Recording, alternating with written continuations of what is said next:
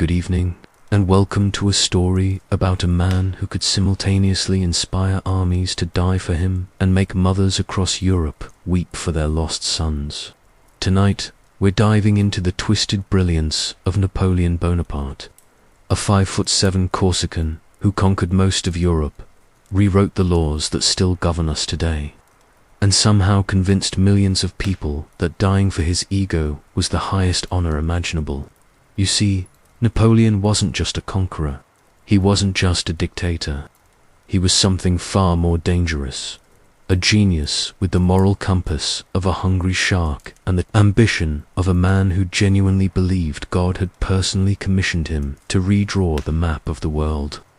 He was the kind of person who could create the modern educational system in the morning, establish religious freedom by lunch, and then casually decide to invade Russia because, well, why not? The question we're exploring tonight isn't whether Napoleon was brilliant.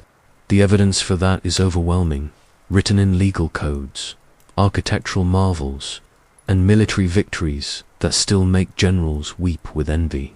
The question is whether his genius justified the rivers of blood he spilled, the families he destroyed, and the Europe he set ablaze for 2 decades. Was he a visionary who dragged humanity kicking and screaming into modernity? Or was he simply history's most successful psychopath? Picture this, a man so confident in his abilities that he crowned himself emperor, literally taking the crown from the Pope's hands and placing it on his own head. A man who could look at a map of Europe and see not sovereign nations, but merely obstacles to his personal vision of perfection. A man who treated human lives like chess pieces, except chess pieces don't have mothers who will never stop mourning their loss. But here's the truly unsettling part.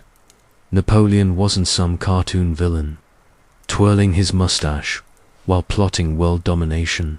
He was charming, brilliant, and genuinely convinced he was making the world a better place.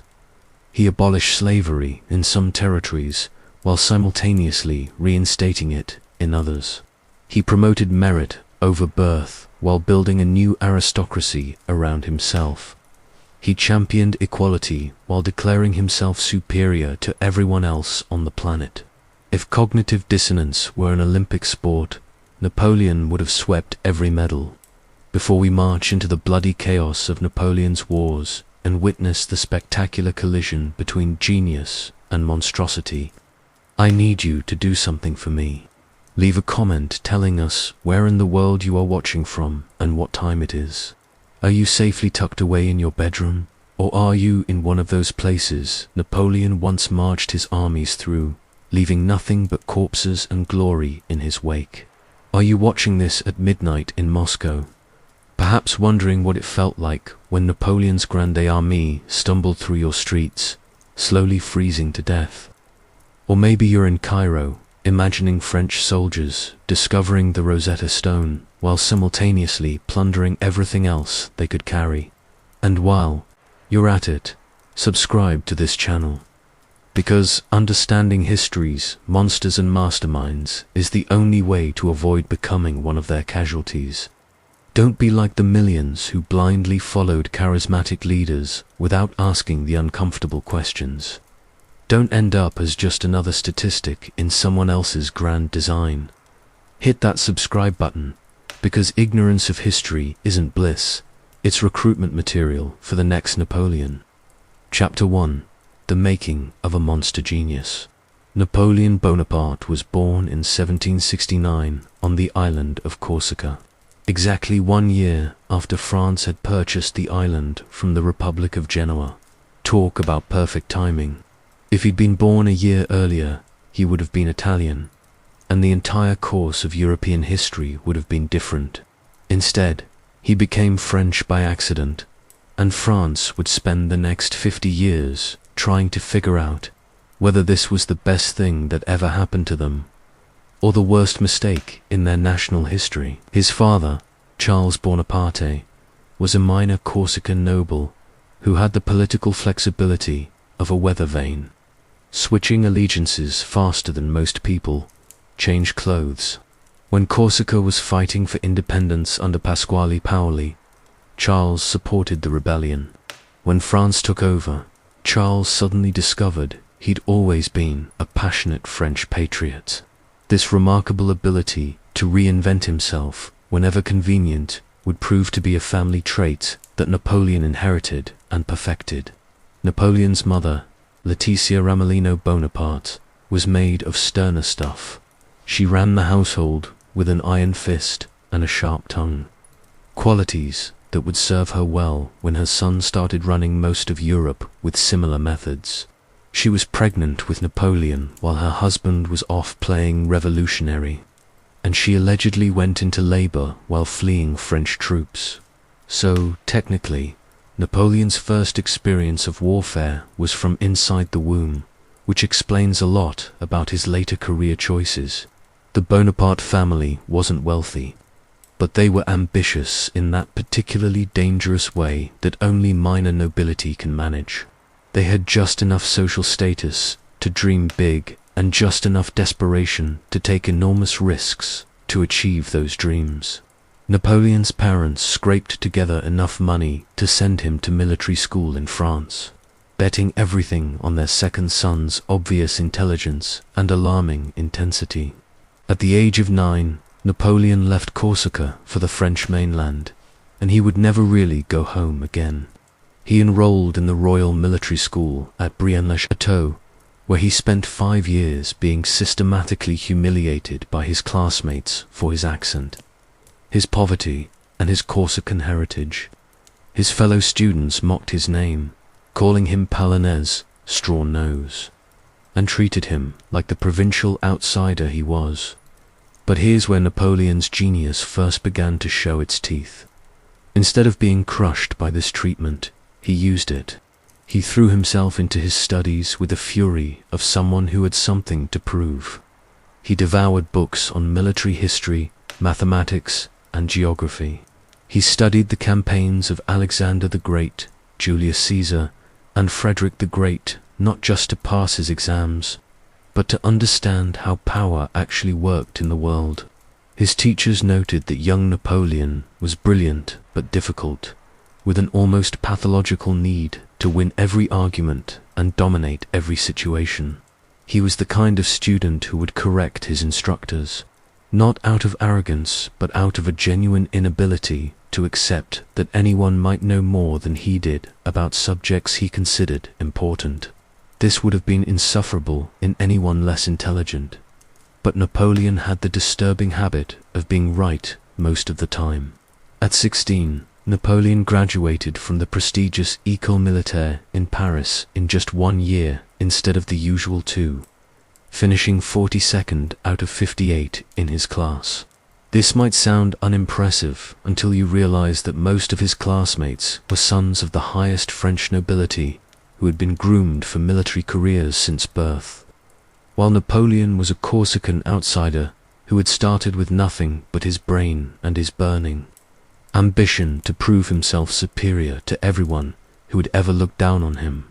He was commissioned as a second lieutenant in the artillery, which was perfect for someone with his mathematical mind and his fondness for making things explode. Artillery was considered the thinking man's branch of the military, requiring precise calculations, an understanding of physics, and the ability to rain death from a distance. Napoleon took to it like a natural-born killer with a PhD in physics. But even as he mastered the technical aspects of warfare, Napoleon was developing something far more dangerous, a comprehensive philosophy of power. He read voraciously, everything from Plutarch's Lives to Rousseau's Social Contract, absorbing ideas about leadership, government, and human nature like a sponge soaking up water. He filled notebook after notebook with his thoughts on how societies should be organized, how wars should be fought, and how great men could shape history through sheer force of will. The French Revolution erupted when Napoleon was 20 years old, and suddenly the world turned upside down. The old order, the system that had kept people like him in their place, was crumbling. Kings were being beheaded, nobles were fleeing the country, and merit was supposedly replacing birth, as the measure of a man's worth. For someone like Napoleon, who had spent his entire life being told he wasn't good enough because of where he came from, the revolution wasn't just a political event, it was a personal invitation to greatness. He threw himself into revolutionary politics with the same intensity he brought to everything else, writing pamphlets, supporting the new regime, and positioning himself as a champion of republican virtue. But even then, careful observers might have noticed something troubling about Napoleon's commitment to democratic ideals. He supported the revolution not because he believed in equality, but because the revolution gave him opportunities to prove his superiority. When the monarchy fell and the new French Republic found itself at war with half of Europe, Napoleon saw his chance. The old noble officers were either dead, fled, or politically suspect. The army desperately needed capable leaders who could adapt to the new style of warfare that the revolution had unleashed. Napoleon stepped forward, and Europe would never recover from the consequences. His first real opportunity came in 1793 at the Siege of Toulon, where royalist rebels had handed the vital Mediterranean port over to the British Navy. The revolutionary government needed someone who could figure out how to retake the city, and Napoleon, despite being only 24 years old, convinced his superiors to let him position the artillery for the assault. Napoleon looked at the situation with the cold precision of a chess master, while other officers were planning conventional attacks against the city's strongest fortifications. Napoleon realized that the key to victory lay not in fighting the enemy's strengths, but in exploiting their weaknesses. He positioned his cannons to fire on the harbor and the British fleet, making it impossible for the ships to remain in port. Without naval support, the rebels couldn't hold the city. The plan worked perfectly. Toulon fell, the British fleet was forced to withdraw, and Napoleon became a hero of the Republic overnight. More importantly, he learned a lesson that would define his entire career. Conventional thinking was for conventional people, and conventional people lost wars to superior minds who could see possibilities that others missed. But success revealed something unsettling about Napoleon's character. He didn't just want to win, he wanted to win in a way that demonstrated his intellectual superiority over everyone else involved. He needed others to recognize that his victory hadn't been luck or accident, but the inevitable result of his genius. This wasn't confidence, it was something more dangerous. It was the beginning of a God complex. Napoleon's rise through the military ranks was meteoric, but it wasn't just his tactical brilliance that impressed his superiors. He had an almost supernatural ability to inspire loyalty in his soldiers. Men who had never seen him before would follow him into battle based on nothing more than his reputation and his presence. He had discovered something that would make him one of the most dangerous men in history. He could make people want to die for him, and they would thank him for the privilege. The Directory, France's new government, was struggling to maintain control as the revolution devoured its own children. They needed military victories to legitimize their rule and distract the population from domestic problems. Napoleon provided those victories, conquering most of northern Italy in a series of campaigns that combined tactical brilliance with strategic vision. He didn't just defeat enemy armies, he dismantled entire political systems and rebuilt them according to his own design. But with each victory, Napoleon was learning lessons that would eventually destroy the very republic he claimed to serve. He was discovering that military success could be translated into political power, that popular acclaim could override constitutional limitations, and that people would gladly trade their freedoms for security and glory. The student of republican virtue was becoming a master of authoritarian manipulation. By 1799, Napoleon had conquered Italy, invaded Egypt, and made himself the most famous man in France. The Directory was collapsing under its own corruption and incompetence, and France was desperate for a strong leader who could restore order and defend the revolution's achievements. Napoleon saw his opportunity, and he took it with the ruthless efficiency that would characterize his entire career. The coup of 18 Brumaire brought Napoleon to power as first consul, officially sharing authority with 2 other consuls, but quickly establishing himself as the real ruler of France. He was 30 years old, and he had just accomplished something that would have seemed impossible a decade earlier. A Corsican outsider had seized control of Europe's most powerful nation through nothing but talent, ambition, and an absolutely terrifying ability to convince people that his personal success was identical to their national interest. Chapter 2. The Genius of Systematic Destruction. Napoleon's rise to absolute power wasn't just about military victories and political cunning, though he had those in abundance. His true genius lay in understanding something that most dictators miss. You can't build a lasting empire on fear alone. You need to give people reasons to believe that your tyranny is actually good for them. You need to make them complicit in your system, invested in your success, grateful for your domination. Napoleon didn't just conquer France, he seduced it. The consulate period, from 1799 to 1804, was when Napoleon revealed the full scope of his vision. While other revolutionaries had been content to tear down the old system, Napoleon understood that destruction without reconstruction just leads to chaos, and chaos eventually leads to someone else seizing power.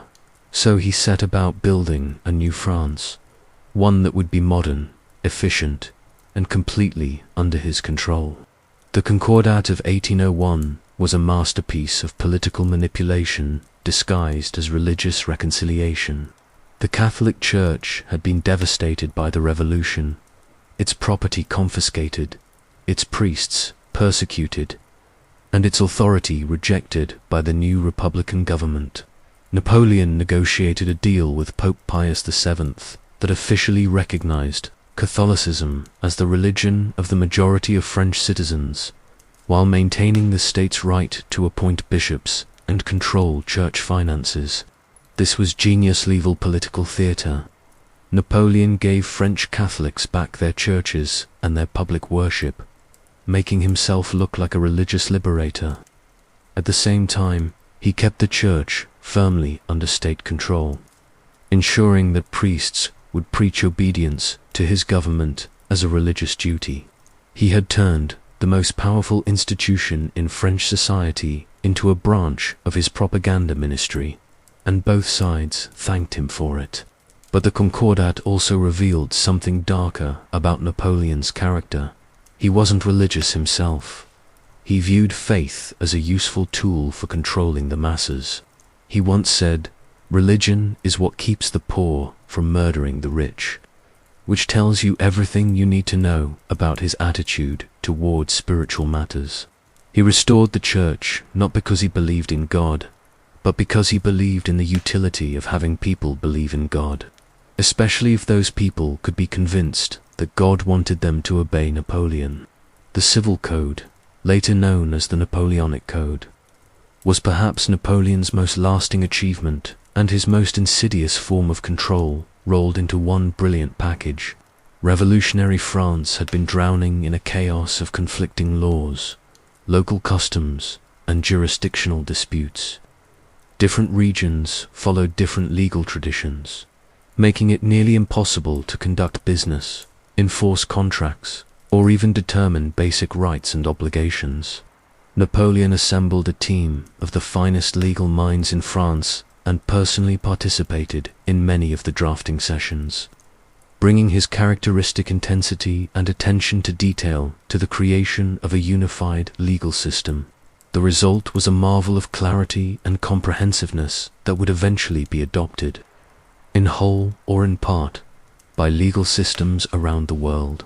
The code established equality before the law, protection of property rights, and religious freedom. It abolished feudalism definitively, made merit rather than birth the basis for civil service, and created a framework for modern capitalism.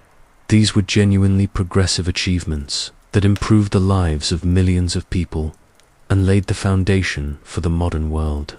But buried within this progressive legal framework were provisions that revealed Napoleon's true priorities. The code severely limited women's rights, making them legally subordinate to their husbands and fathers. It restricted workers' rights to organize and strike. It contained harsh penalties for political dissent and gave the government broad powers to monitor and control its citizens. Napoleon had created a modern, efficient state, but it was a state designed to serve the interests of property owners and the government, not necessarily the people. The establishment of the prefect system was another stroke of administrative genius that doubled as a mechanism for totalitarian control. Napoleon divided France into departments, each governed by a prefect appointed directly by the central government. These prefects had enormous power over their regions, responsible for everything from tax collection to public works to maintaining order. This system eliminated the chaos of local governance that had plagued France during the Revolution, creating efficient administration and uniform policies across the country. Roads were built, schools were established, and public services were dramatically improved. France became a model of modern governmental efficiency that other nations scrambled to imitate. But the prefect system also meant that every significant decision in France ultimately flowed through Napoleon's government. Local autonomy was abolished, regional differences were suppressed, and the central state gained unprecedented control over the daily lives of its citizens. Napoleon had solved the problem of governing a large, diverse nation by essentially abolishing diversity itself. The creation of the University of France in 1808 perfectly exemplified Napoleon's approach to reform. Genuinely beneficial changes that served his personal interests. France desperately needed a modern educational system to train the administrators, engineers, and military officers required by his expanding empire. The old patchwork of religious schools and private tutors couldn't produce the kind of standardized, secular education that a modern state required. Napoleon's educational reforms created a national curriculum, established teacher training programs, and made primary education widely available for the first time in French history. The system emphasized mathematics, science, and practical skills alongside classical subjects. It was merit-based, allowing talented students from any background to advance based on ability rather than social connections. This was revolutionary in the truest sense of the word. Napoleon was creating a society where intelligence and competence mattered more than noble birth, where a farmer's son could become a general and a shopkeeper's daughter could receive an education. He was building the meritocracy that the revolution had promised but failed to deliver. But Napoleon's educational system was also designed to produce citizens who thought the way he wanted them to think. The curriculum emphasized loyalty to the state, respect for authority, and the glory of military service. Students learned that France was superior to other nations, that Napoleon's government represented the pinnacle of human achievement, and that questioning official policies was tantamount to treason. Napoleon understood something that modern authoritarian leaders still use. Education is the most powerful form of propaganda, because educated people convince themselves that they've reached their conclusions through rational analysis rather than indoctrination. He was creating a generation of French citizens who would be intelligent, capable, and completely devoted to his regime because they genuinely believed it was the best possible system. The Legion of Honor, established in 1802, was perhaps Napoleon's most psychologically sophisticated creation.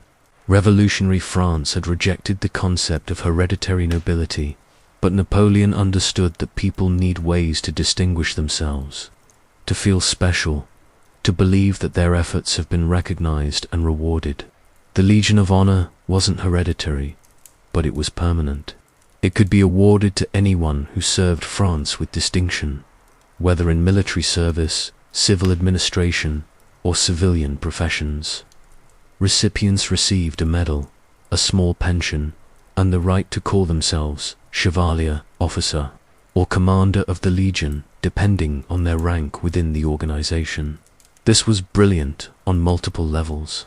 Napoleon gave French citizens a new form of nobility based on merit rather than birth, satisfying their desire for recognition while ensuring that the new elite owed their status to his government. He created a hierarchy that people could aspire to climb, channeling their ambition into service to the state, and he established a system of honors that would outlast his own reign, ensuring that future generations would maintain the meritocratic ideals he had established. But the Legion of Honor also served a darker purpose. It identified the most talented and ambitious people in French society and gave them a stake in Napoleon's system. Recipients weren't just honored, they were compromised. Their status depended on the continued existence of the regime that had elevated them. Napoleon had created a class of people who had no choice but to support him, because opposing him would mean losing everything they had worked to achieve. The Concordat, the Civil Code, the Prefect system, the University of France, and the Legion of Honor weren't separate reforms. They were components of a comprehensive system for reshaping French society according to Napoleon's vision. He was creating a new kind of state, one that was simultaneously modern and authoritarian, progressive and controlling, liberating and oppressive. Napoleon's domestic reforms were genuinely beneficial for most French citizens in the short term. The country became more prosperous, more orderly, and more meritocratic than it had ever been before. People who had lived through the chaos of the revolution and the corruption of the Directory were grateful for stability, efficiency, and competent government. But these reforms also made France more governable, more predictable, and more useful for Napoleon's ultimate goal, the conquest of Europe. Every efficient administrative system he created could be mobilized for war. Every educated citizen he produced could serve as an officer or administrator in occupied territories. Every person he honored with the Legion became a stakeholder in his imperial ambitions. Napoleon wasn't just reforming France, he was preparing it for total war. And the French people, grateful for the improvements in their daily lives, didn't realize that they were being systematically organized into the most effective war machine Europe had ever seen. They thought they were benefiting from his genius, not understanding that they were being transformed into instruments of his monstrosity. Chapter 3. The Art of Beautiful Violence. If Napoleon had been content to stay in France and perfect his domestic reforms, he might be remembered today as one of history's great progressive leaders, a man who dragged his nation from feudal chaos into modern prosperity. But contentment was never in Napoleon's vocabulary. He looked at a peaceful France and saw not an achievement to be preserved, but a weapon to be wielded against the rest of Europe. And he wielded it with an artistic precision that made warfare itself into a form of deadly poetry. The military campaigns that made Napoleon a legend weren't just victories. They were demonstrations of intellectual superiority so overwhelming that his enemies often surrendered before they fully understood how they had been defeated. Napoleon didn't just win battles, he revolutionized the very concept of warfare, transforming it from a gentlemanly pursuit governed by elaborate rules into a total commitment of national resources designed to achieve absolute victory. The campaign of 1805 that culminated in the Battle of Austerlitz was Napoleon at his most brilliant and most terrifying. Austria and Russia had formed the Third Coalition against France. Confident that their combined armies could crush the upstart Corsican who had dared to crown himself emperor. They had numerical superiority, experienced generals, and the righteous conviction that they were defending legitimate monarchy against revolutionary chaos. Napoleon looked at their alliance and saw not a threat, but an opportunity to destroy two empires, simultaneously while demonstrating to the rest of Europe that opposing him was not just futile but suicidal. He began by doing something that violated every conventional rule of military strategy. He divided his forces in the face of a superior enemy, sending part of his Grande Army to threaten Vienna, while keeping the rest concentrated for a decisive battle. This should have been military suicide. Every textbook said you never divide your forces when outnumbered. Every experienced general knew that scattered armies get defeated piecemeal. But Napoleon understood something his enemies didn't.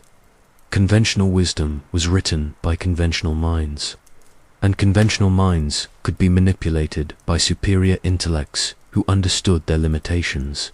The Austrian and Russian emperors, Alexander I and Francis II, took the bait exactly as Napoleon had predicted.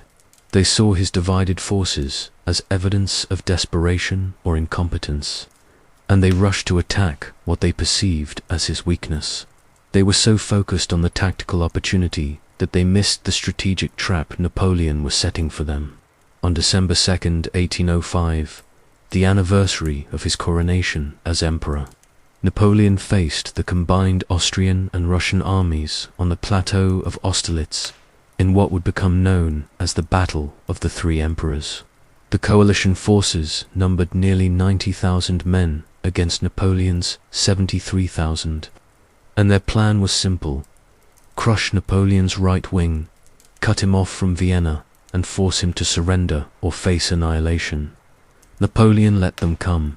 He had deliberately weakened his right flank, making it look vulnerable while secretly positioning his reserves to exploit the gap that the enemy attack would create in the coalition center.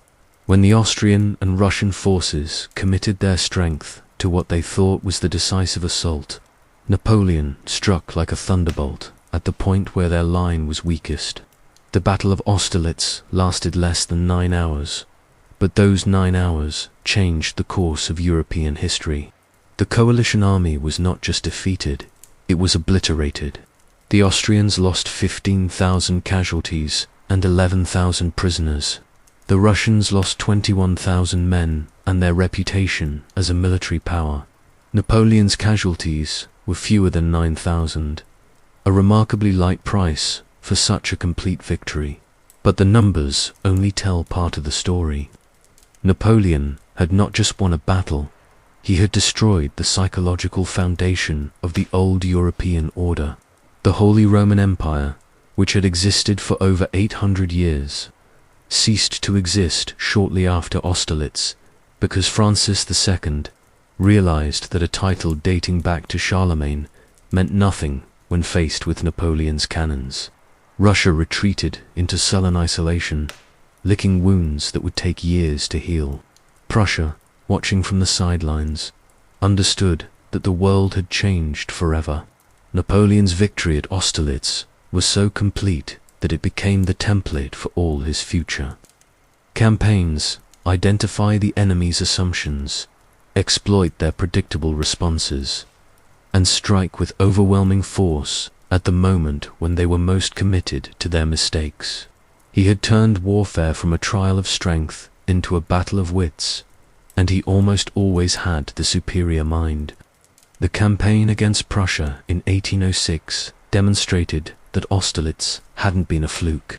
The Prussian army was considered the finest in Europe, heir to the military traditions of Frederick the Great, disciplined and professional in ways that revolutionary France could never match.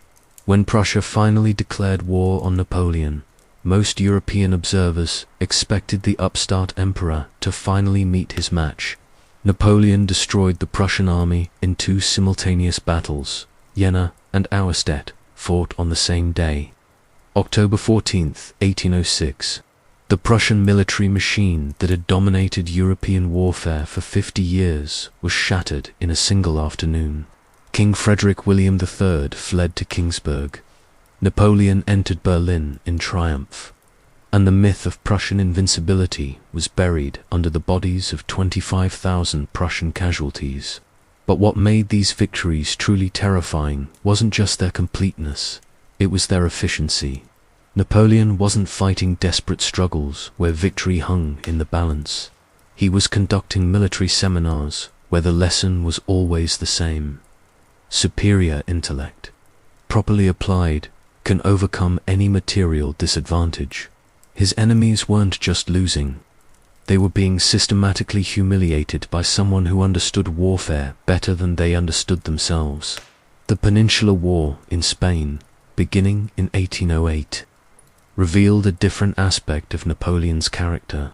His complete inability to understand that some people might value their independence more than the obvious benefits of French rule.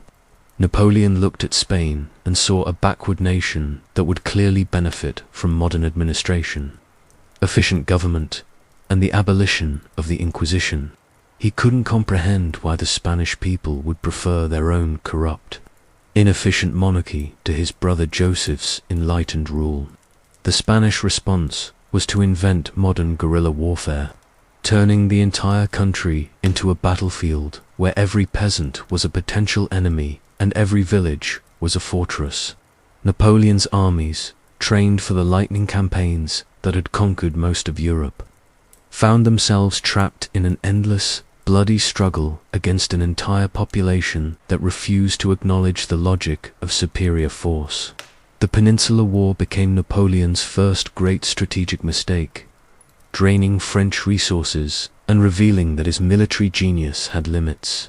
But even his failures were instructive, showing other nations that the emperor could be fought and his armies defeated if you were willing to pay a high enough price in blood and suffering. The Spanish resistance inspired other nations to believe that Napoleon wasn't invincible, just very, very good at warfare. Napoleon's response to the Spanish rebellion revealed the monstrous side of his character that his admirers prefer to ignore. He didn't just fight the Spanish army, he waged war against Spanish civilization itself. French troops systematically pillaged Spanish cities, executed Spanish civilians suspected of supporting the resistance, and treated the entire country as conquered territory to be exploited rather than liberated. The famous painting The 3rd of May, 1808 by Francisco Goya captures the essence of Napoleon's Spanish policy: French soldiers methodically executing Spanish civilians by firing squad, transforming the supposed liberation of Spain into a reign of terror designed to crush any thought of resistance. Napoleon had convinced himself that Spanish opposition to French rule was irrational and therefore criminal, deserving of punishment rather than negotiation. This was the pattern Napoleon would repeat throughout his empire. He genuinely believed that his rule was beneficial for his subjects, so any resistance to that rule must be motivated by ignorance, superstition, or malice. He couldn't conceive that reasonable people might prefer their own bad government to his good government, so he treated all opposition as unreasonable and responded with violence that he considered both necessary and justified. The invasion of Russia in 1812 was Napoleon's masterpiece of strategic delusion, a campaign that demonstrated both his continued military brilliance and his complete disconnect from reality. Napoleon assembled the largest army Europe had ever seen, nearly 600,000 men drawn from across his empire, and marched them into Russia with the confidence of someone who had never met an opponent he couldn't defeat. The Russian strategy was simplicity itself: retreat, burn everything that might be useful to the invaders, and let the Russian winter destroy what remained of Napoleon's army. It was a strategy that required enormous sacrifice from the Russian people, who watched their homes and crops burned to deny them to the French. But it was also a strategy perfectly designed to exploit Napoleon's greatest weakness: his inability to accept that anyone might resist his will indefinitely. Napoleon expected the Russians to fight a conventional campaign, offering battle when their strategic position became untenable. Instead, they disappeared into their own vast country, leaving Napoleon to conquer empty space while his supply lines stretched beyond their breaking point. By the time Napoleon reached Moscow, he found a city in flames. abandoned by its population and useless as a base for further operations. The retreat from Moscow became the most famous military disaster in European history, and it revealed the human cost of Napoleon's genius. The Grande Armée that had marched into Russia as the master of Europe straggled back as a broken mob, leaving hundreds of thousands of corpses scattered across the Russian steppes. Napoleon had led the finest army in the world to destruction, because he couldn't admit that his strategy had failed and order a retreat before it was too late. But even in defeat, Napoleon's tactical brilliance remained intact.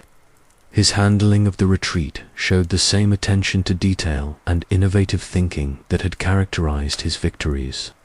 He organized rearguard actions that saved what remained of his army, improvised solutions to logistical problems that should have been insurmountable, and somehow maintained enough control over his demoralized forces to prevent complete collapse. The tragedy of the Russian campaign wasn't that Napoleon lacked military skill, it was that his skill had become subordinated to his ego. He was still capable of brilliant tactical decisions, but those decisions served strategic goals that had become completely detached from reality. He had become too successful to learn from his mistakes and too convinced of his own infallibility to recognize when his assumptions were wrong. Napoleon's military genius was real, profound, and world-changing. He revolutionized warfare, created new standards of strategic thinking, and demonstrated that intellectual superiority could overcome almost any material disadvantage. Military academies around the world still study his campaigns and his innovations in organization. Logistics and tactics remain relevant today, but his genius was also the instrument of his monstrosity. Every brilliant tactical innovation led to more efficient killing. Every strategic breakthrough enabled larger wars fought across greater distances. Every victory convinced him that his personal ambitions were identical to historical necessity, justifying any amount of suffering in service of his vision. Napoleon's military brilliance wasn't separate from his moral blindness. It was the tool that made his moral blindness so destructive to the world around him. Chapter 4: The Empire of Impossible Contradictions. By 1810, Napoleon ruled an empire that stretched from Spain to Poland. From Hamburg to Rome, he had achieved something that no one since Charlemagne had even attempted: the unification of continental Europe under a single authority. But this wasn't the ramshackle collection of feudal territories that had characterized medieval empires. Napoleon's Europe was a carefully designed system of interconnected states, bound together by common laws, shared institutions, and the iron will of a man who genuinely believed he was creating a better world through conquest and coercion. The continental system was Napoleon's attempt to defeat Britain through economic warfare, and it perfectly embodied the contradictions that defined his empire. Unable to invade the British Isles directly, Napoleon decided to strangle British commerce by forbidding all European trade with his most persistent enemy. It was a strategy that revealed both his strategic brilliance and his fundamental misunderstanding of how human beings actually behave when their economic interests conflict with political directives. In theory, the continental system made perfect sense. Britain was a trading nation that depended on European markets for both raw materials and finished goods. Cut off from the continent, British manufacturers would go bankrupt, British workers would starve, and the British government would be forced to make peace on Napoleon's terms. It was economic warfare on a scale never before attempted, using the entire European continent as a weapon against a single island nation. In practice, the continental system required Napoleon to police the economic behavior of roughly 200 million Europeans while simultaneously fighting wars across multiple theaters. British goods continued to flow into Europe through neutral ports, smuggling operations, and corrupt officials who discovered that enforcing Napoleon's trade policies was far less profitable than ignoring them. The system that was supposed to bring Britain to its knees ended up enriching criminals and alienating Napoleon's own subjects, who found themselves paying higher prices for inferior goods in service of their emperor's strategic vision. Napoleon's response to the failure of the continental system revealed the authoritarian logic that lurked beneath his progressive rhetoric. Rather than acknowledging that his policy wasn't working, he decided that the problem was insufficient enforcement. He tightened controls, imposed harsher penalties, and extended French authority into previously autonomous regions to prevent British goods from entering his empire. This meant that Napoleon's war against Britain became a war against anyone who wanted to buy British products, sell goods to British merchants, or simply trade freely without obtaining permission from French authorities. He was forcing Europeans to sacrifice their economic well-being for his political goals, and he genuinely couldn't understand why they weren't grateful for the privilege. The Duchy of Warsaw, Napoleon's recreation of Poland, was perhaps the purest expression of his revolutionary idealism, and his imperial ambitions rolled into a single political entity. Poland had been erased from the map by its more powerful neighbors, but Napoleon restored it as a French satellite state, complete with a modern constitution, the Napoleonic Code, and the abolition of serfdom. For millions of Poles, Napoleon was literally a liberator who had given them back their national existence. But the Duchy of Warsaw also existed primarily to serve French strategic interests. Its army fought in Napoleon's campaigns, its resources supported French wars, and its policies were determined by French officials who answered to Paris rather than Warsaw.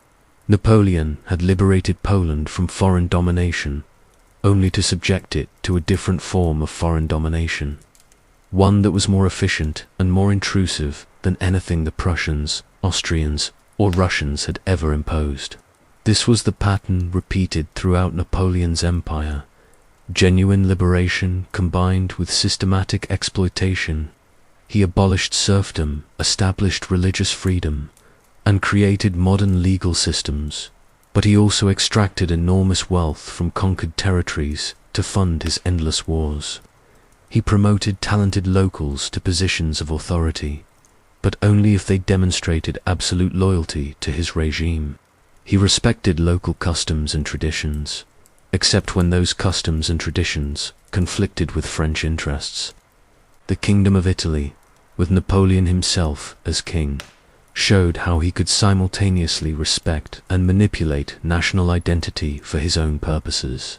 He restored Italian pride after centuries of foreign occupation, unified the peninsula under a single government for the first time since the fall of Rome, and created institutions that would survive his empire and contribute to eventual Italian unification. But Napoleon's Italy existed primarily to serve French interests.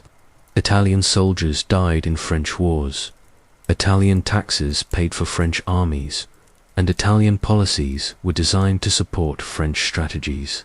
Napoleon had given Italians a unified state, but it was a state that existed to make Italy useful to France rather than to serve Italian interests. The Confederation of the Rhine was even more cynical in its construction. Napoleon dissolved the Holy Roman Empire and replaced it with a collection of German states, nominally independent but actually controlled by French advisors and bound by treaties that made them satellites of the French Empire. He presented this as liberation from Austrian domination, and in many ways it was, but it was also the substitution of French hegemony for Austrian hegemony. Napoleon's German allies received modern constitutions, efficient administrations, and the abolition of feudal privileges. But they also received French garrisons, French officials, and French demands for military service whenever the emperor decided to start another war.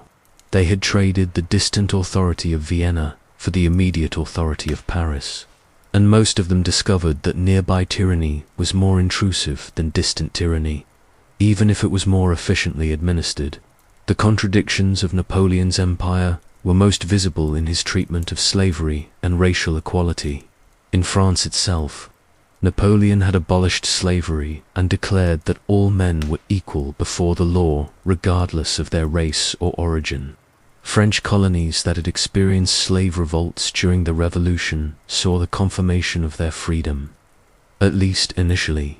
But Napoleon's commitment to racial equality proved to be conditional on political convenience. When he needed to restore France's position in the Caribbean and rebuild the colonial economy, he reversed his previous policies and reinstated slavery in French territories where it had been abolished. The man who had proclaimed universal human rights was perfectly willing to sell human beings when it served his strategic interests. The tragedy of Haiti exemplifies this moral flexibility. Toussaint Louverture had led a successful slave revolt that had created the first free black republic in the Western Hemisphere, and initially Napoleon seemed willing to accept this as a fait accompli.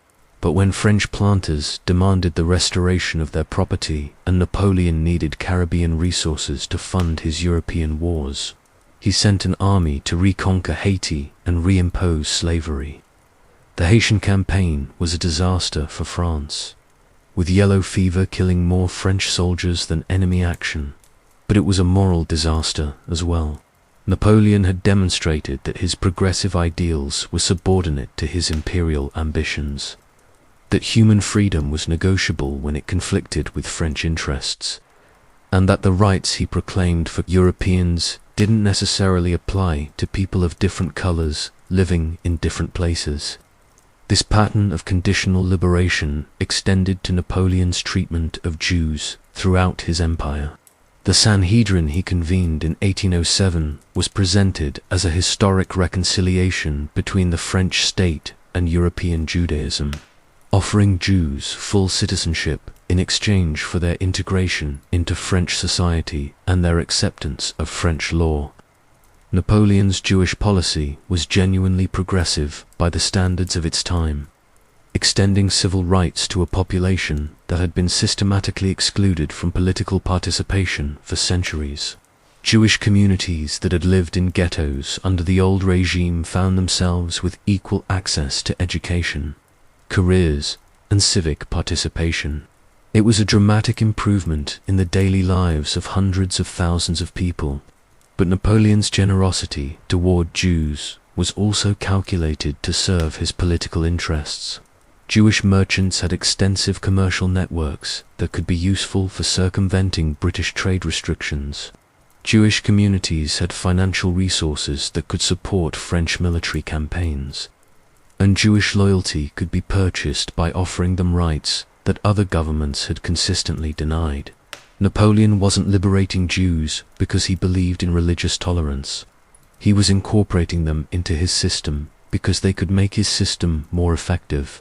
When Jewish communities couldn't provide the services he expected or when their interests conflicted with French policies, his tolerance proved to be as conditional as his opposition to slavery.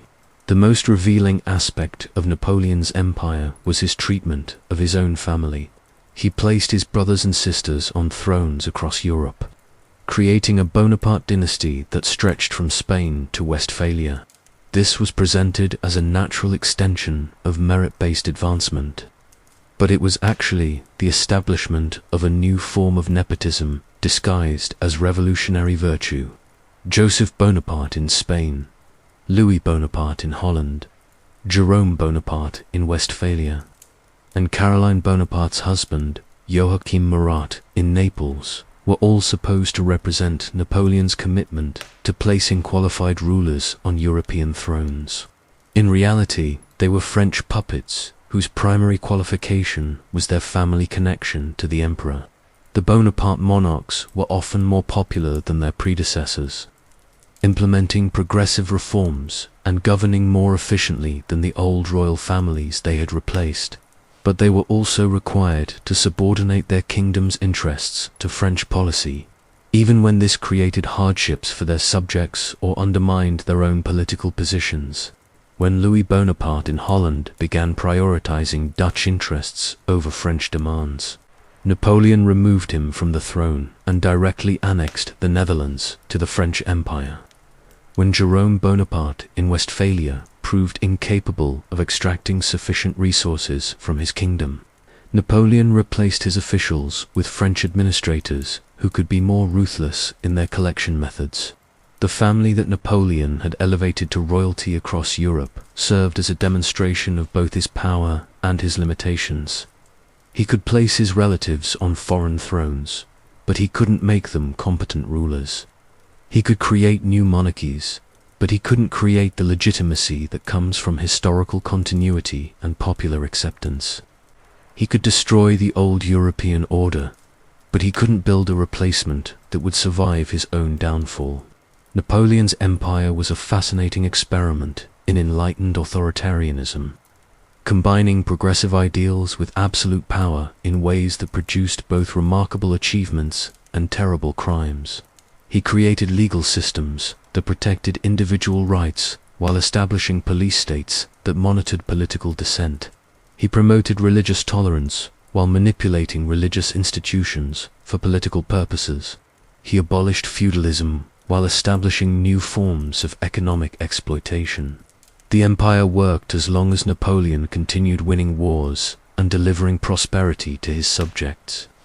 But it was fundamentally unstable because it depended entirely on one man's extraordinary abilities. There were no independent institutions that could function without his direct oversight, no legitimate succession mechanism that could transfer power peacefully, and no constitutional framework that could constrain his authority when his judgment proved fallible. By 1812, the contradictions of Napoleon's empire were becoming unsustainable. The continental system was failing, resistance movements were growing, and the constant warfare required to maintain French hegemony was draining resources faster than conquest could replenish them. Napoleon had created a system that required continuous expansion to survive, but he had also created enemies who were learning how to fight him effectively. The empire that had begun as an attempt to spread the benefits of the French Revolution across Europe had become a mechanism for extracting European resources to fund French ambitions.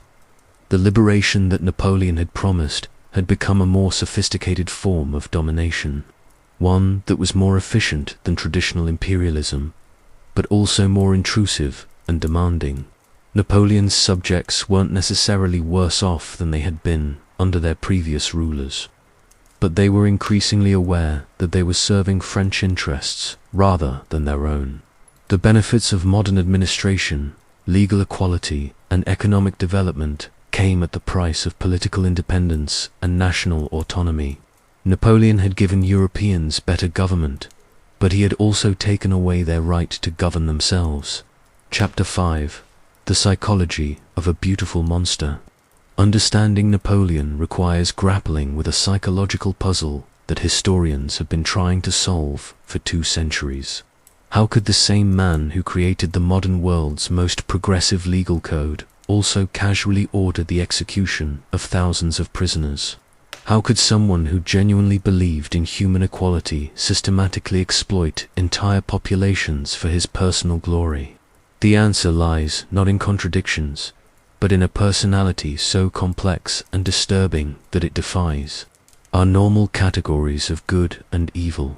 Napoleon wasn't a sociopath who felt nothing for human suffering, nor was he a saint whose good intentions excused his terrible methods. He was something more dangerous, a man of extraordinary intelligence and genuine idealism, who had convinced himself that his personal success was identical to human progress. He didn't see his victims as people he was harming. He saw them as obstacles, preventing him from creating a better world. This psychological framework allowed Napoleon to commit atrocities with a clear conscience because he never acknowledged that they were atrocities. When he ordered the massacre of Turkish prisoners at Jaffa in 1799, he didn't see himself as a war criminal. He saw himself as a practical commander solving a logistical problem. He couldn't feed or guard 2,400 prisoners during a difficult campaign. and releasing them would simply reinforce the enemy army he was fighting.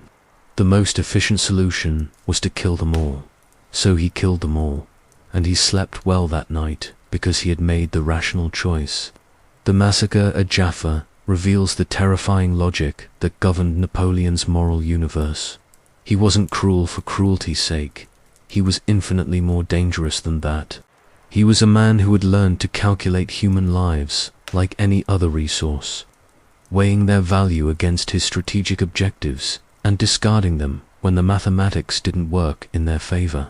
This wasn't the hot-blooded violence of a battlefield rage or the sadistic pleasure of someone who enjoyed inflicting pain. This was the cold-blooded efficiency of someone who had transcended normal human emotions and learned to make decisions based purely on rational analysis of costs and benefits. Napoleon could order mass executions with the same emotional detachment that other people brought to solving mathematical equations. His treatment of the Haitian Revolution demonstrated this psychological pattern on a larger scale.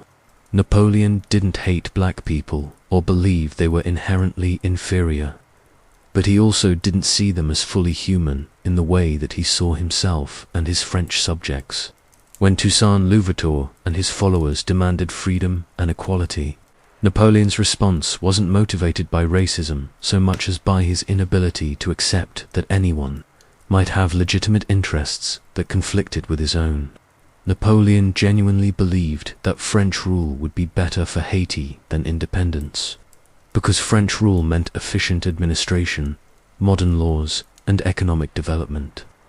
The fact that this would also mean slavery for most Haitians was regrettable, but not decisive. In Napoleon's moral calculus, the benefits of French civilization outweighed the costs of individual freedom.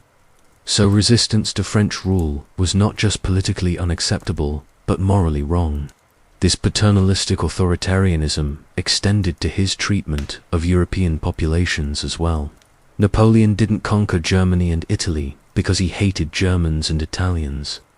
He conquered them because he was convinced they would be better off under his enlightened rule than under their traditional governments. When they resisted this improvement, he was genuinely puzzled and eventually angry at their ingratitude. The Spanish resistance particularly frustrated Napoleon, because he couldn't understand why the Spanish people would prefer their corrupt, inefficient monarchy to his brother Joseph's progressive administration. He had given Spain modern laws, religious tolerance, and competent government, and their response was to wage guerrilla warfare against these obvious improvements. In Napoleon's mind, the Spanish weren't fighting for independence.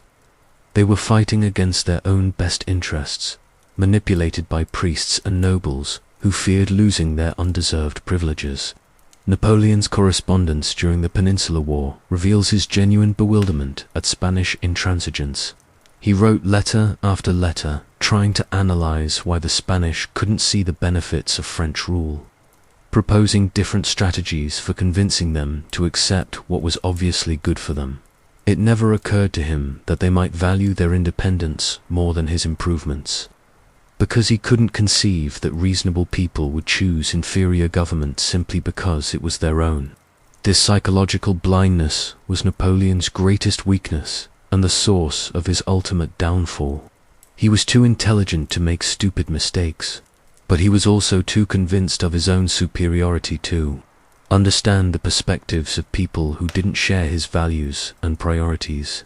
He could predict how enemy generals would respond in battle because military logic was universal, but he couldn't predict how entire populations would respond to occupation because political legitimacy was cultural and emotional rather than rational. Napoleon's relationship with women provides another window into his complex psychology, revealing someone who was capable of genuine affection, but only within relationships that confirmed his own superiority. His marriage to Josephine was passionate and romantic, but it was also a relationship where he held all the power and she existed, primarily to enhance his status and satisfy his emotional needs. When Josephine failed to produce an heir, Napoleon divorced her without apparent emotional difficulty.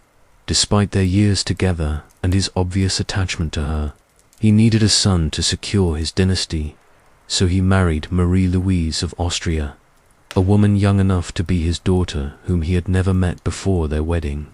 The marriage was purely political, designed to give his empire legitimacy through connection to one of Europe's oldest royal families.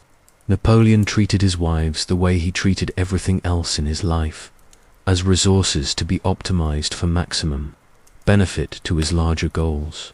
He could be charming, affectionate, and even romantic, but these emotions were always subordinated to his strategic objectives.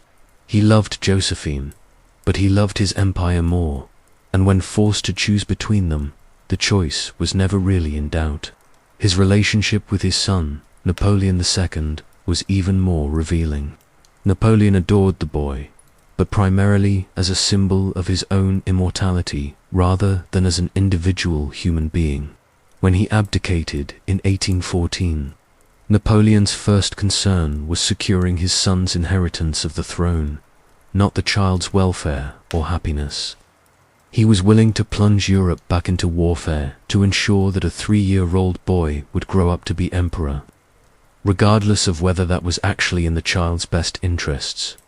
Napoleon's personality combined extraordinary intelligence with emotional stunting that prevented him from forming normal human relationships. He inspired fanatical loyalty in his followers, but he never seemed to reciprocate that loyalty when it conflicted with his ambitions.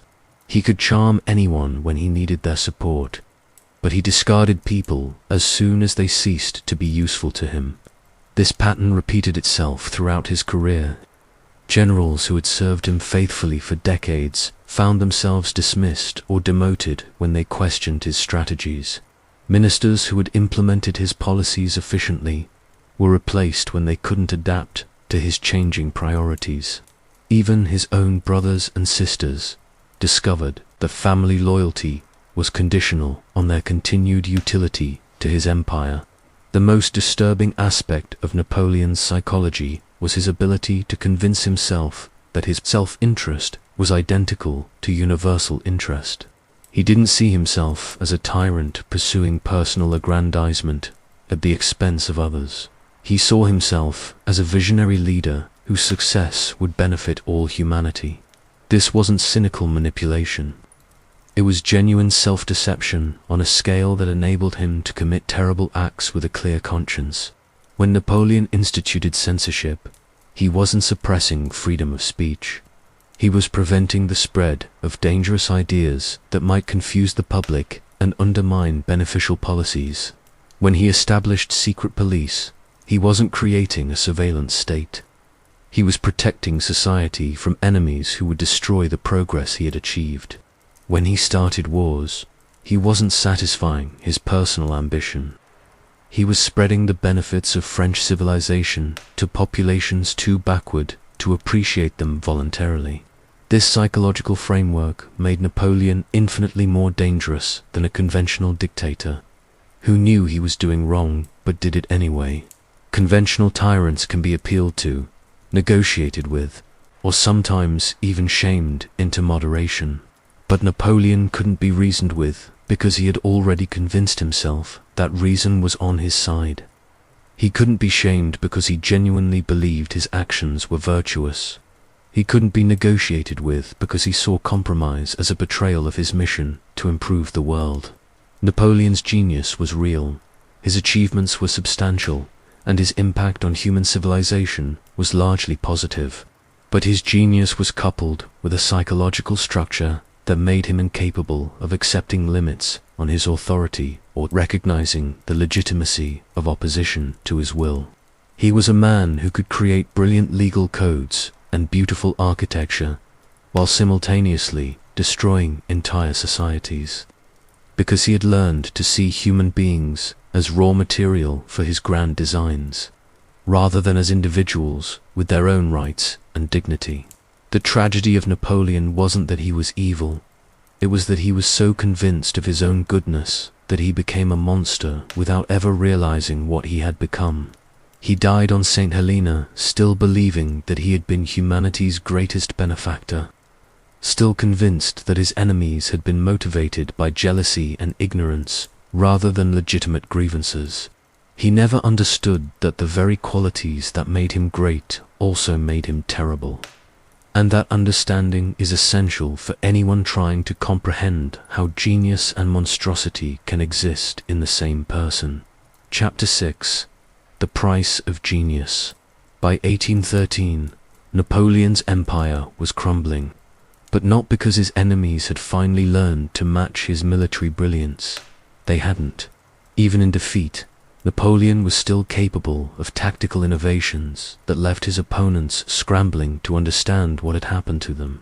The empire was collapsing because the human cost of maintaining it had finally exceeded what Europe was willing to pay, even for the benefits of French rule. The numbers are staggering and somehow insufficient to capture the true scope of the devastation. Conservative estimates suggest that Napoleon's wars killed between 3 and 6 million people.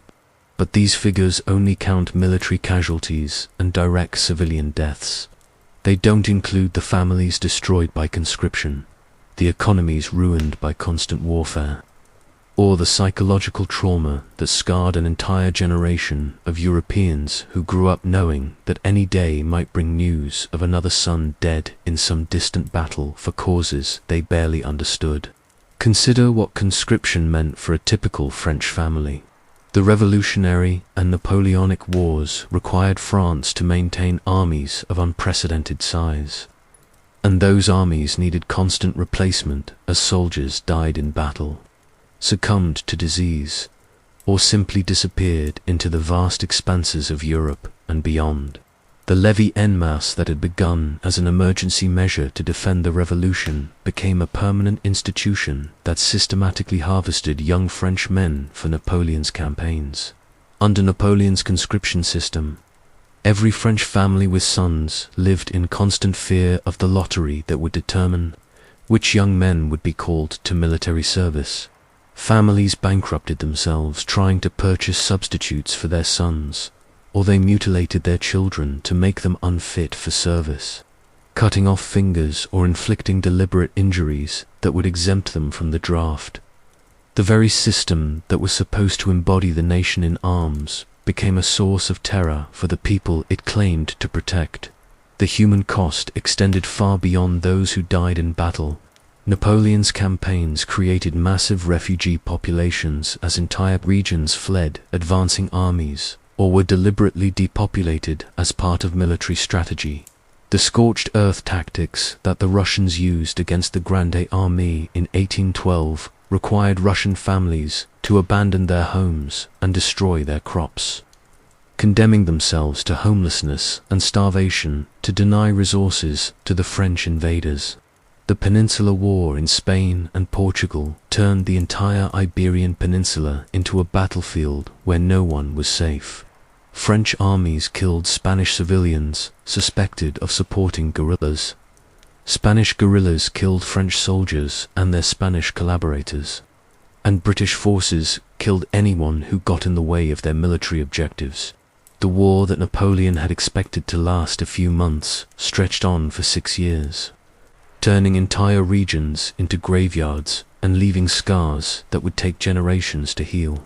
But perhaps the most devastating aspect of Napoleon's legacy was the way his wars normalized violence on a scale that previous generations would have found incomprehensible. The Battle of Leipzig in 1813, known as the Battle of Nations, involved over 600,000 soldiers and resulted in 100,000 casualties in 4 days of fighting. This was carnage on an industrial scale, mass death organized with the same efficiency that Napoleon brought to his administrative reforms. The wounded from Leipzig overwhelmed the medical facilities of the surrounding region. Thousands of injured soldiers lay in the fields for days without treatment, slowly dying from infections, blood loss, and exposure. Local civilians, already struggling to survive in a war-torn region, found themselves caring for enemy soldiers alongside their own wounded, sharing what little food and medicine they had with men who had been trying to kill each other just days before. These scenes repeated themselves across Europe throughout Napoleon's reign. After the Battle of Wagram in 1809, Austrian and French medical personnel worked together to treat the wounded, but they were simply overwhelmed by the numbers. Amputation without anesthesia became routine, not because doctors were cruel, but because there wasn't time for more careful procedures when thousands of men were dying from treatable wounds. The lucky ones died quickly. The unlucky ones survived with disabilities that would mark them for life as casualties of Napoleon's ambition. Napoleon himself was never completely callous to this suffering. He visited hospitals, spoke with wounded soldiers, and seemed genuinely moved by their sacrifice. But he also continued ordering battles that would create more wounded, more widows, and more orphans, because his strategic vision required those sacrifices. He had learned to compartmentalize human suffering, acknowledging it as regrettable while treating it as necessary for achieving his larger goals. The economic cost of Napoleon's wars was almost as devastating as the human cost. France began the revolutionary period as one of the wealthiest nations in Europe, with a productive agricultural economy and a growing commercial sector. 25 years of almost constant warfare drained the French treasury, disrupted trade, and diverted resources from productive investments to military expenditures. The continental system, designed to strangle British trade, ended up strangling European commerce instead. Merchants who had built their fortunes on international trade found their businesses destroyed by Napoleon's restrictions on British goods. Craftsmen who had specialized in luxury products lost their markets when wartime taxation made such items unaffordable for all but the wealthiest families. Farmers found their sons conscripted into the army just when their labor was most needed for planting and harvest. The satellite kingdoms that Napoleon created across Europe were systematically exploited to support French military campaigns. The Kingdom of Italy contributed enormous sums to the French treasury, money that might have been used for Italian infrastructure, education, or economic development, but was instead spent on French armies fighting in German and Austrian territories. The Confederation of the Rhine provided soldiers and supplies for Napoleon's campaigns, resources that were desperately needed for recovering from previous wars, but were diverted to support new ones. This exploitation wasn't hidden or denied. It was openly acknowledged as the natural right of the conquering power. Napoleon genuinely believed that the benefits of French civilization justified the costs imposed on conquered populations. But those populations increasingly disagreed. By 1813, even Napoleon's allies were beginning to calculate whether continued loyalty to the French Empire was worth the financial and human costs it demanded. The psychological trauma inflicted by Napoleon's wars may have been the most lasting damage of all.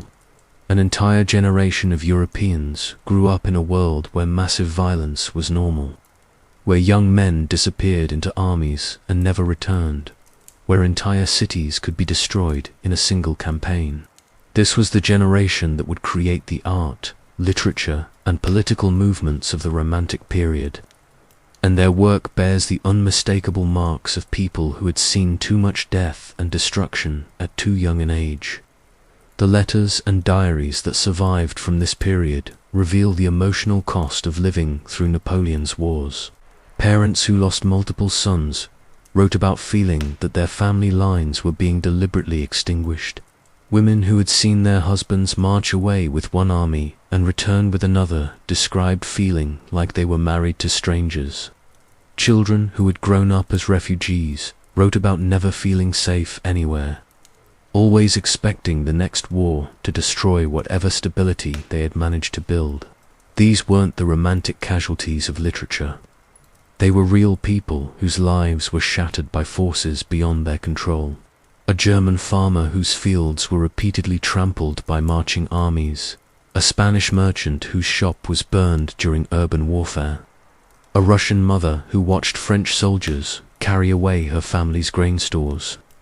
These were the people who paid the price for Napoleon's genius, and their suffering was just as real as his achievements. Napoleon's defenders often argue that the wars weren't entirely his fault, that he was responding to aggression from other European powers who couldn't accept the changes brought by the French Revolution. There's truth to this argument. European monarchies were genuinely threatened by revolutionary ideas and did form coalitions to destroy the French Republic before Napoleon came to power. But Napoleon also chose to continue and escalate these conflicts long after French survival was assured. The war against the Third Coalition in 1805 wasn't a defensive struggle. It was an offensive campaign designed to establish French hegemony over Central Europe. The invasion of Spain in 1808 wasn't a response to Spanish aggression. It was Napoleon's decision to replace a friendly government with one under more direct French control. The invasion of Russia in 1812 wasn't provoked by Russian attacks on French territory.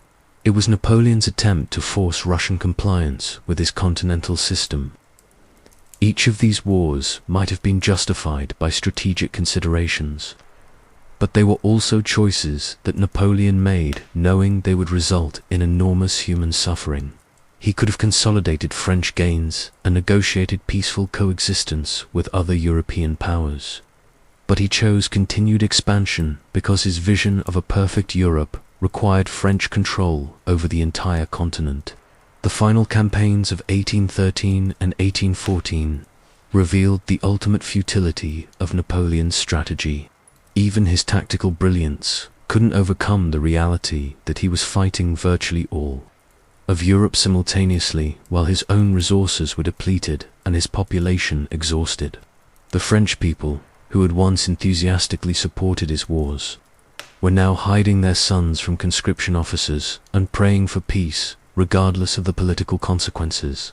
Napoleon's 100 Days return from Elba and the final defeat at Waterloo added one more unnecessary chapter to this catalogue of suffering.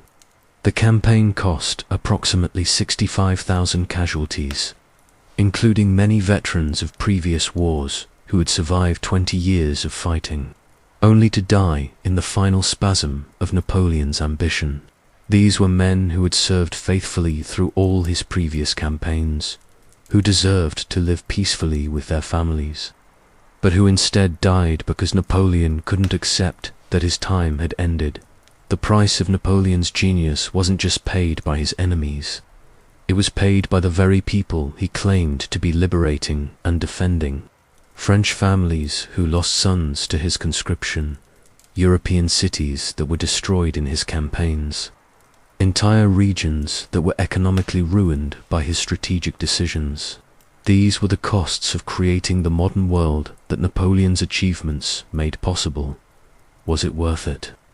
That question haunts any serious examination of Napoleon's legacy, because both answers are simultaneously true and inadequate. The legal codes, administrative systems, and political innovations that emerged from his empire did benefit millions of people and contributed to human progress. But those benefits came at a price in blood and suffering that no one should have had the right to impose on others without their consent. Napoleon's tragedy was that he was too brilliant to fail completely and too flawed to succeed permanently. His genius created lasting benefits, but his monstrosity ensured that those benefits would be purchased with an ocean of tears and a continent of graves. He remains one of history's most fascinating figures, precisely because he embodies the terrible paradox of human achievement. Sometimes our greatest accomplishments require our greatest crimes, and sometimes the very qualities that make us capable of building also make us capable of destroying. Chapter 7. The Immortal Monster.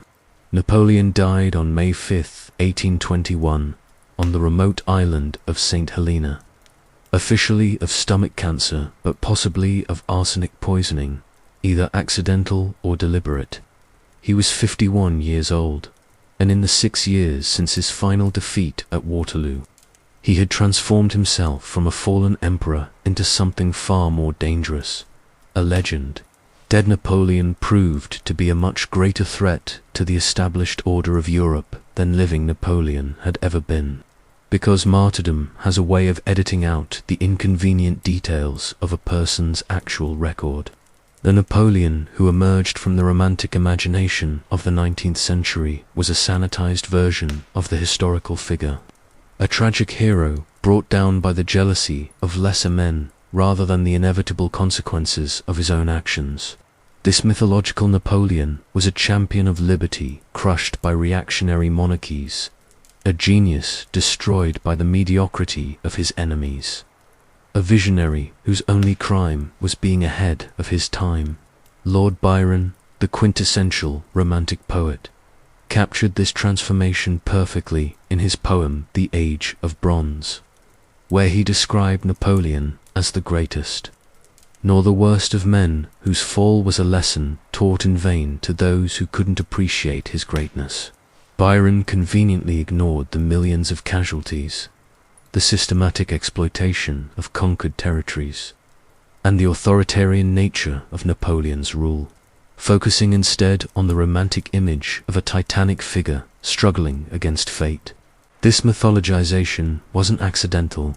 It was carefully cultivated by Napoleon himself during his exile on St. Helena. Surrounded by loyal followers who recorded his every word, Napoleon spent his final years rewriting the history of his empire, transforming his wars of conquest into struggles for European liberation and his authoritarian rule into enlightened administration. He presented himself as the victim of British duplicity and European reaction, a man who had tried to bring the benefits of the French Revolution to all of Europe, but had been defeated by the forces of conservatism and superstition. The Memorial of St. Helena, dictated by Napoleon to his companion Emmanuel de los Cases, became one of the most influential works of historical revisionism ever written. In these conversations, Napoleon claimed that his ultimate goal had always been the creation of a United States of Europe, a federation of free nations governed by liberal principles and united by common institutions. The wars, the conscription, the exploitation of satellite kingdoms, all of this was reframed as necessary steps toward a greater goal that his enemies had prevented him from achieving.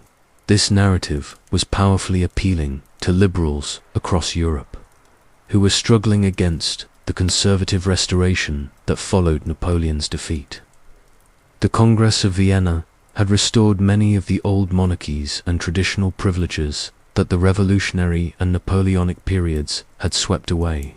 For people who believed in constitutional government, legal equality, and national self-determination, Napoleon's version of his own history offered a heroic alternative to the reactionary politics of the 1820s and 1830s.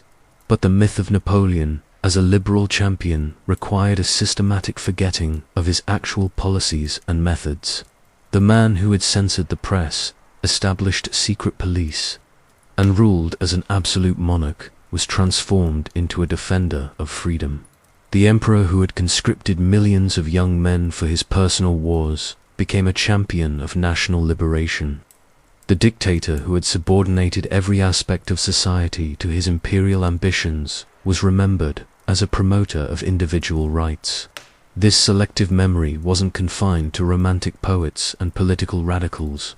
Military professionals across Europe studied Napoleon's campaigns and absorbed lessons about strategy, tactics, and leadership that ignored the moral implications of his methods. The Prussian military reformers who created the army that would eventually dominate Europe in the late 19th century were heavily influenced by Napoleonic principles of organization and command, but they focused on his technical innovations rather than the human costs of his warfare. The influence of Napoleonic military thinking can be traced through the major conflicts of the 19th and early 20th centuries: the American Civil War, the Franco-Prussian War, and ultimately World War I, all bore the marks of strategic concepts that Napoleon had pioneered: the importance of rapid mobilization, the concentration of force at decisive points, and the pursuit of total victory rather than limited political objectives. But these military disciples learned Napoleon's methods without understanding their limitations. They absorbed his genius for destroying enemy armies, but missed his ultimate failure to create lasting political solutions. They studied his tactical innovations, but ignored the strategic overreach that had led to his downfall. Most dangerously, they internalized his casualty calculus, learning to view human lives as acceptable losses in pursuit of military objectives. The political legacy of Napoleon was even more complex and troubling. Liberal nationalists across 19th century Europe invoked his memory to justify their struggles for independence and constitutional government. But they also absorbed his assumption that enlightened elites had the right to impose their vision on unwilling populations. The unification of Italy and Germany, two of the great liberal achievements of the 19th century, were accomplished through methods that Napoleon would have immediately recognized: limited wars, strategic alliances, and the systematic manipulation of popular opinion. Napoleon's model of plebiscitary dictatorship, where popular support legitimized authoritarian rule, became a template for later dictators who understood the power of democratic rhetoric combined with autocratic practice. Louis Napoleon Bonaparte, Napoleon's nephew, used this playbook to transform the French Second Republic into the Second Empire, justifying his coup with appeals to his uncle's memory and promises to restore French greatness. The pattern repeated itself throughout the 19th and 20th centuries. Leaders who claimed to represent the people's will used Napoleonic methods to concentrate power, suppress opposition, and pursue aggressive foreign policies justified by national interest. The rhetoric changed with the times, but the essential structure remained the same: a charismatic leader claiming to embody the nation's destiny, while systematically destroying the institutions that might constrain his authority. Adolf Hitler, the most obvious heir to Napoleon's political methods, explicitly acknowledged the connection, studying Napoleon's campaigns and attempting to recreate his European empire through even more systematic violence. But Hitler wasn't unique in drawing inspiration from the Napoleonic model. Stalin's Soviet Union, Mussolini's Italy, and numerous other dictatorships combined populist rhetoric with authoritarian practice in ways that Napoleon would have found entirely familiar. The liberal democracies that defeated fascism in World War II were also influenced by Napoleonic precedents, though in more subtle ways. The concept of total war, the mobilization of entire societies for military purposes, and the assumption that democratic governments could legitimately impose enormous sacrifices on their citizens in pursuit of victory, all had roots in the revolutionary and Napoleonic periods. Even more troubling was the way democratic leaders learned to use Napoleonic rhetoric to justify their actions. The idea that spreading democracy might require destroying existing governments, that humanitarian intervention could legitimize military aggression, and that civilized nations had both the right and the duty to impose their values on less enlightened societies. All of these concepts can be traced back to Napoleon's justifications for his imperial expansion. The modern doctrine of humanitarian intervention, used to justify military actions from Kosovo to Libya, bears an uncomfortable resemblance to Napoleon's claims that he was liberating Europe from backward governments and reactionary institutions. The language has changed, but the underlying logic remains the same. Superior civilizations have the right to use force to improve inferior ones, regardless of whether the targets of this improvement actually want to be improved. Napoleon's economic legacy was equally complex. The continental system's attempt to use economic warfare to achieve political objectives became a model for later economic sanctions and trade wars.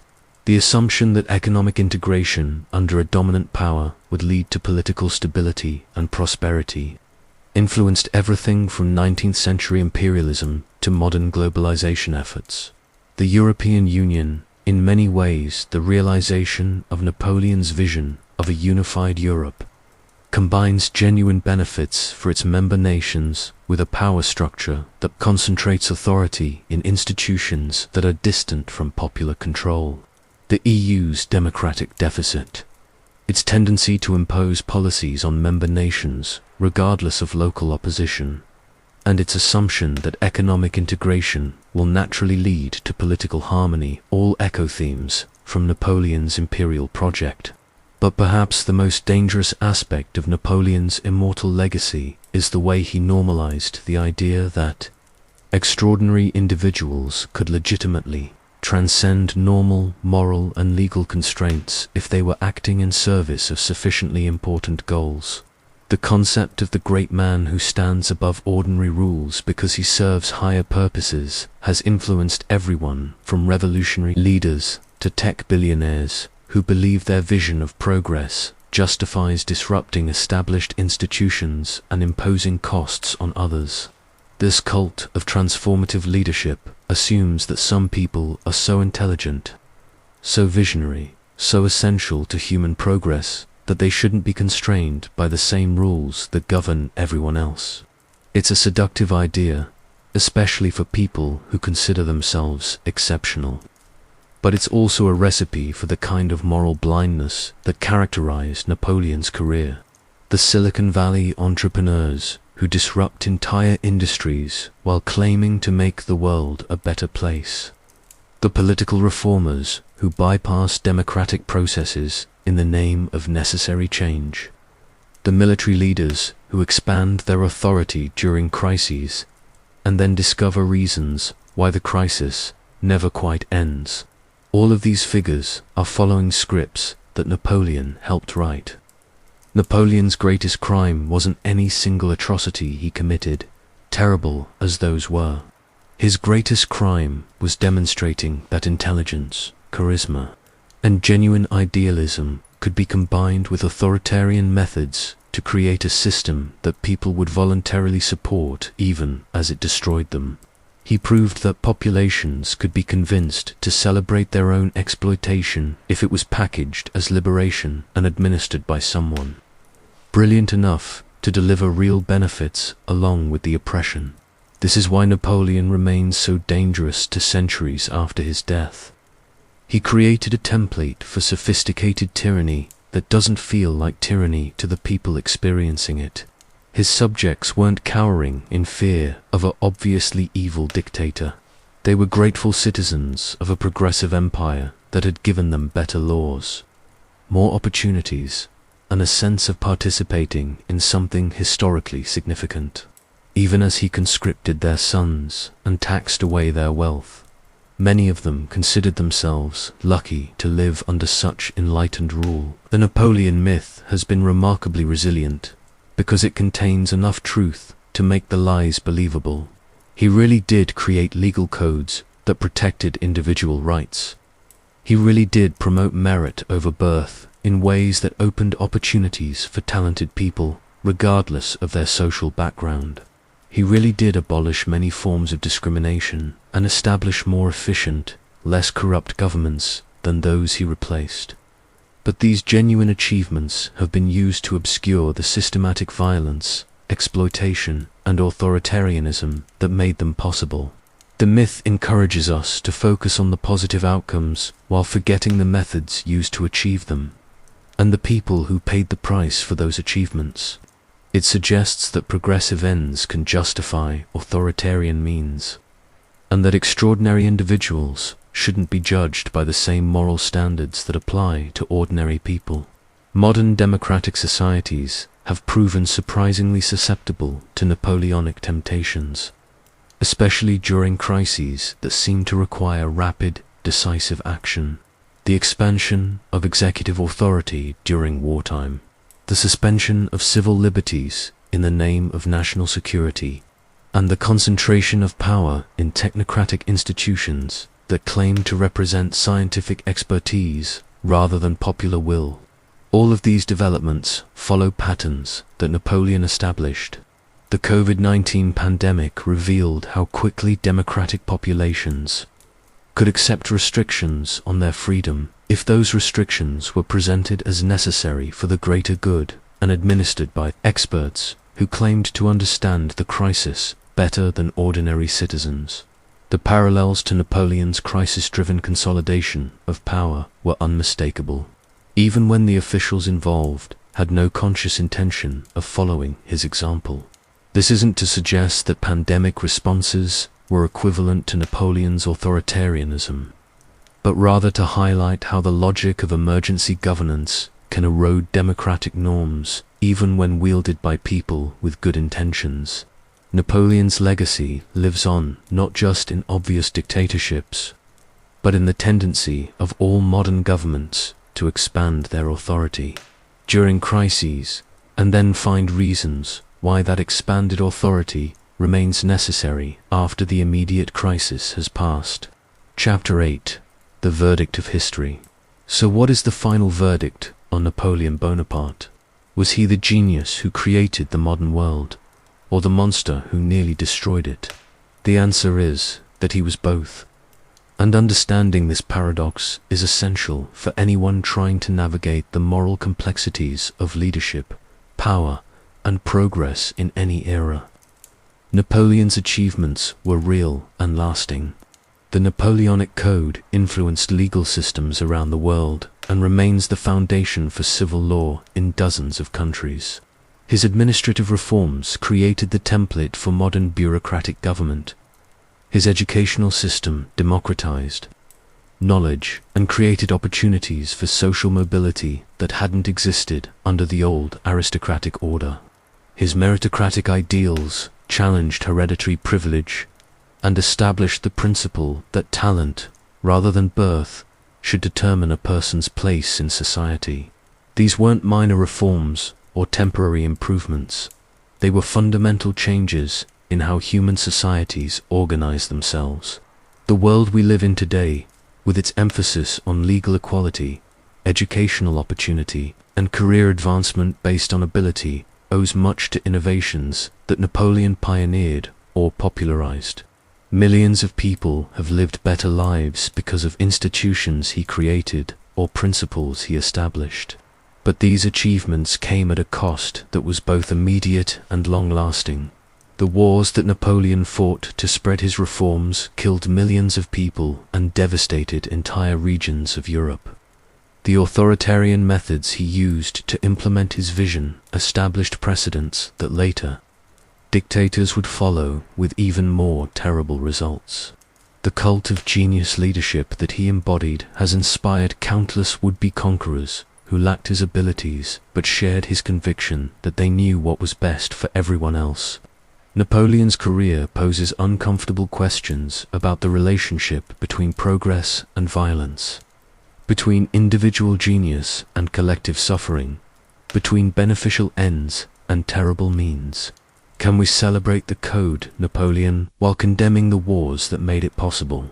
Can we admire his administrative efficiency while rejecting the authoritarianism that implemented it?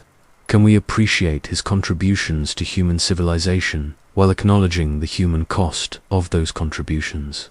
The tempting answer is to try to separate Napoleon's achievements from his crimes, to praise his domestic reforms while criticizing his foreign wars, to admire his genius while condemning his methods. But this compartmentalization misses the essential point. Napoleon's achievements and his crimes weren't separate aspects of his career. They were different facets of the same phenomenon. His genius enabled his monstrosity, and his monstrosity was the price of his genius. Napoleon could create brilliant legal codes because he had the absolute authority to impose them on unwilling populations. He could establish efficient administrative systems because he could suppress the political opposition that might have slowed or modified his reforms. He could promote merit-based advancement because he could destroy the traditional elites who would have resisted such changes. His achievements were possible precisely because he had transcended the normal constraints of democratic governance and moral accountability. This doesn't mean that his achievements were worthless or that his reforms shouldn't be celebrated. The Code Napoleon really did protect individual rights, even though it was imposed by a dictator. The University of France really did expand educational opportunities, even though it was designed to serve imperial interests. The merit-based career system really did open opportunities for talented people, even though it was part of an authoritarian regime. But it does mean that we can't understand Napoleon's legacy without grappling with the moral ambiguity of progress achieved through violence and oppression. His career demonstrates that beneficial outcomes don't necessarily justify the methods used to achieve them, and that even genuine improvements in human welfare can come at prices that make their value questionable.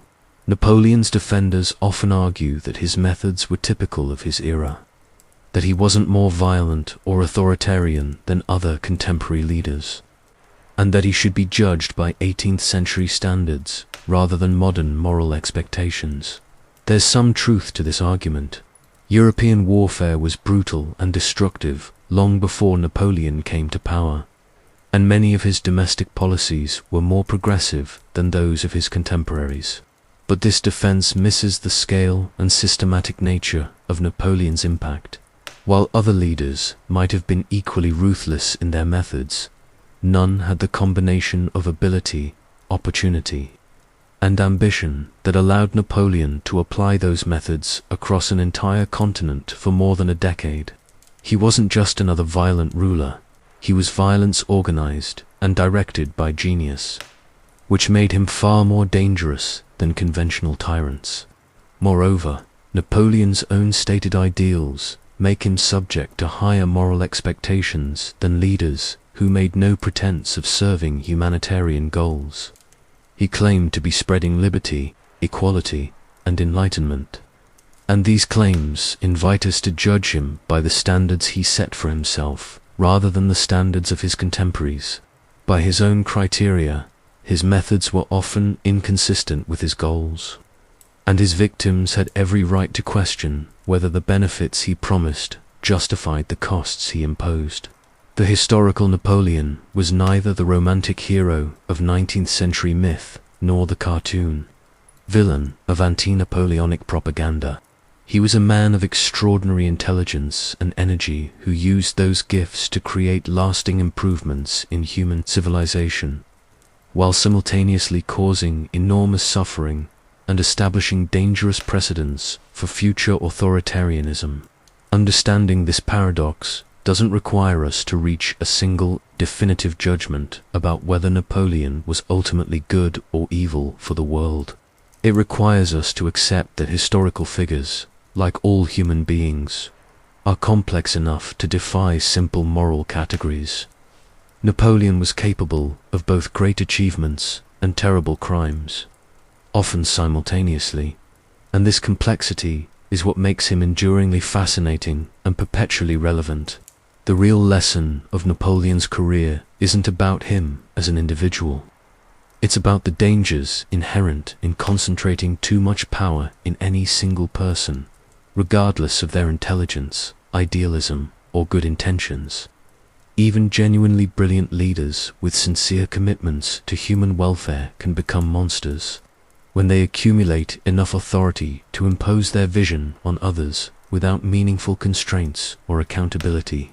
Napoleon's story is ultimately a warning about the seductive appeal of solutions that promise to cut through the messy complexities of democratic governance and deliver rapid, comprehensive reform through the application of superior intelligence and will.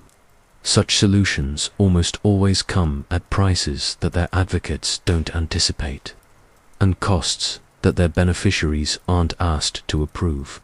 The institutions that Napoleon created and the principles he established have generally survived and prospered when they were adapted through democratic processes and modified by popular input. They have failed or turned oppressive when they were imposed without consultation and maintained without accountability. This suggests that Napoleon's best ideas were valuable despite his methods, not because of them, and that his worst legacies stem from his conviction that he knew what was best for everyone else. The world today faces challenges that seemed to require the kind of rapid, comprehensive action that Napoleon specialized in delivering. Climate change, technological disruption, economic inequality, and other global problems are often portrayed as crises that democratic governments are too slow and divided to address effectively. The temptation to look for Napoleonic solutions, leaders who can cut through political gridlock and implement necessary reforms, regardless of popular opinion, remains strong. But Napoleon's career suggests that such solutions are likely to create more problems than they solve, and that the costs of authoritarian efficiency usually outweigh the benefits of decisive action. The messy, slow, imperfect processes of democratic governance may be frustrating, but they exist for good reasons, and bypassing them in the name of crisis management has historically led to outcomes that are worse than the original problems. Napoleon Bonaparte was both a genius and a monster, and he was both simultaneously rather than sequentially. His legacy continues to influence the world today, sometimes beneficially and sometimes destructively, often in ways that reflect the same moral complexity that characterized his original career.